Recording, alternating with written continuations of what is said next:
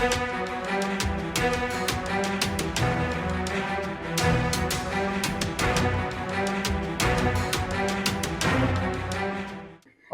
ट्रेनच्या आजूबाजूचा एरिया जो आहे जवळपास 400 हेक्टरचा एरिया हा विकसित करण्यासाठी शासनाने ठरवलेला आहे आणि त्याची काही जबाबदारी महापालिकेवर त्यांनी सोपवलेली आहे.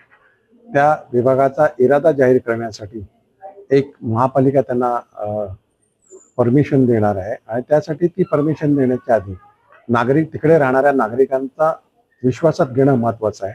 त्यामुळे आम्ही दोनदा याबाबत ठराव पुढे केला आणि नागरिकांशी चर्चा केली. आज सर्व त्या विभागातील प्रमुख शेतकरी, नातेवाईक, आदिवासी, गोरगरीब आलेले की हा जो मॅक्झिमम 90% एरिया आहे हा ग्रीन झोन आहे. नवीन डेव्हलपमेंट झोनमध्ये, नवीन प्लॅनमध्ये तो आर झोनमध्ये येणार आहे, नवीन डेव्हलपमेंट प्लॅनमध्ये होणार आहे आणि त्या ठिकाणी कुठचीही ॲक्विजिशनची प्रोसिजर होणार नाही. लोकांच्या मनामध्ये जी भीती होती का बाबा इकडे जागा ॲक्वायर होणार आहे, अशी कुठची ॲक्विजिशनची प्रोसिजर होणार नाही. फक्त इरादा जाहीर करणार आहे या डेव्हलपमेंट प्लॅनसाठी आणि त्यासाठी महापालिका त्यांना परवानगी देणार आहे आणि याच्यामध्ये कुठच्याही नागरिकाचं नुकसान होऊ नये यासाठी आम्ही एक बैठक आयोजित केलेली होती आणि त्याला प्रशासनाने योग्य ती उत्तरं त्यांच्या प्रश्नांना दिलेली आहे. आम्ही नागरिकांच्या सोबत आहोत आणि कायम नागरिकांच्या सोबत राहणार आहोत.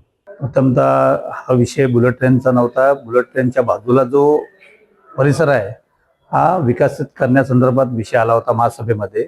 त्याचा एक आराखडा आणि एक हद्द निश्चित करण्यासंदर्भात हा विषय महासभेत आला, पण तो स्थगित ठेवण्यासाठी मी महापौरांना विनंती केली होती की तिकडच्या भूमिपुत्रांना विश्वासात घेऊन तिथे जो डेव्हलप होणार आहे हा भूमिपुत्रांना विश्वासात घेऊन आपण हा डेव्हलपमेंट करावा. त्या संदर्भात स्थगित केलं होतं. परत महासभेमध्ये हा दुसऱ्यांदा आल्यामुळे परत स्थगित करून महापौर साहेबांनी आणि आयुक्त साहेबांनी एक उत्तम निर्णय दिला की नागरिकांना आपण त्यांची भावना ऐकून घेऊ, व्यथा ऐकून घेऊ.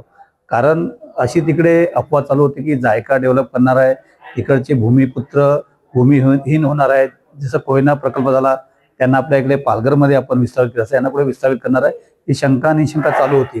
त्या संदर्भात महापौर साहेबांची मीटिंग ठेवली होती आणि खरोखरच मी महापौर साहेब, आदरणीय आयुक्त साहेब यांचं मनापासून आभार मानतो की त्यांनी लगेच दुसऱ्या दिवशी मीटिंग ठेवली आणि आज ती मीटिंग खूप सुंदर नागरिकांच्या हिताच्या आणि भूमिपुत्राच्या हिताच्या संबंधित झालं आहे की तिकडे जो डेव्हलपमेंट झोन पडणार आहे तो नागरिकांना विश्वासात घेऊन आणि ते स्वतः करू शकतात.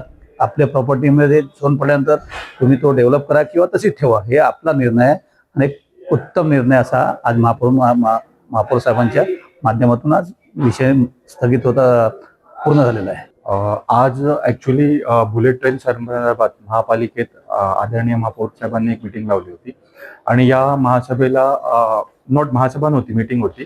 या मीटिंगला बिलालपाडा, वालईपाडा, धानीव, गावराईपाडा आणि मनवेलपाडा तर इथले स्थानिक ग्रामस्थ उपस्थित होते. ॲक्च्युली आमच्या मनात भीती होती की जागेचं ॲक्विजिशन होईल आणि जागा महापालिका किंवा केंद्र शासन ॲक्वायर करून आम्हाला कुठेतरी बाहेर स्थलांतरित करेल.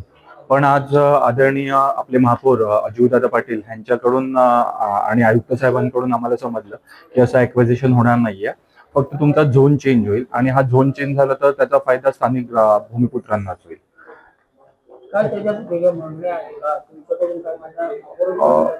आमच्या मागण्या तेच होत्या. सगळ्यात पहिली मागणी होती तर आम्हाला स्थलांतरित करू नये, आमच्या जागा ॲक्विजिशन होऊ नये.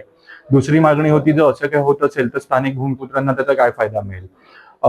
झोन चेंज झाले, समजा आमच्या जागेत एखादा रोड आला किंवा आमच्या जागेत एखादं हॉस्पिटल येत असेल तर हॉस्पिटल आलं तर त्याचा शेतकऱ्याला काय फायदा होईल. पण ते सगळं मीटिंगमध्ये आयुक्त साहेबांनी आणि आदरणीय महापौर साहेबांनी आम्हाला क्लिअर केलं की त्याचे काय काय फायदे असतील आणि कसं काय पुढे. ही फक्त आजची मीटिंग होती, ही सीमांकनासंदर्भात होती. आमचे लाडके लोकप्रतिनिधी सचिनदादा देसाई यांनी गेल्या 2-3 मीटिंग पासून आमच्या ग्रामस्थांची ही मीटिंग हवी असं अजितदादांकडे मागणी धरून घेतली होती आणि अजूभाईंनी ती आज आमची मीटिंग घेतली.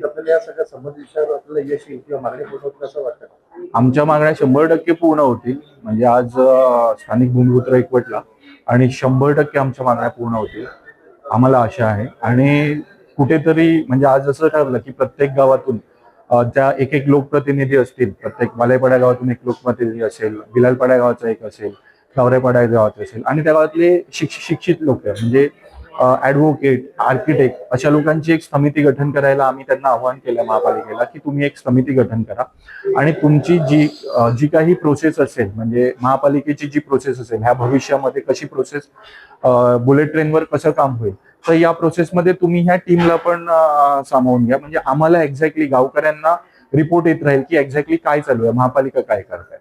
आणि त्यांनी ती मान्यही केली. त्यामध्ये आमचे स्थानिक लोकप्रतिनिधी पण असतील आणि आमचे काहीतरी दुसरे प्रतिनिधी पण असतील, जसे वकील आणि आर्किटेक्ट असतील.